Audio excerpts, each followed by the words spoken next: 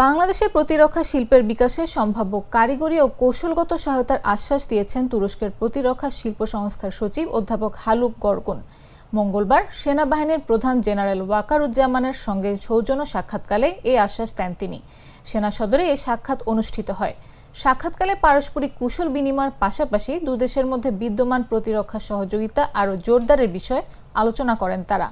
তুরস্কের প্রতিরক্ষা শিল্প সংস্থার সচিব বাংলাদেশের প্রতিরক্ষা শিল্পের বিকাশে সম্ভাব্য কারিগরি ও কৌশলগত সহায়তার আশ্বাস দেন। সেনাপ্রধান তুরস্কের সহযোগিতায় দেশে বিভিন্ন আধুনিক যুদ্ধ সরঞ্জাম তৈরি এবং প্রতিরক্ষা প্রযুক্তি উন্নয়নের বিষয়ে আগ্রহ প্রকাশ করেন। একই দিনে অন্তর্বর্তী সরকারের প্রধান উপদেষ্টা অধ্যাপক ডক্টর মোহাম্মদ ইউনূসের সঙ্গে সৌজন্য সাক্ষাৎ করেন অধ্যাপক হালুক গরগুন।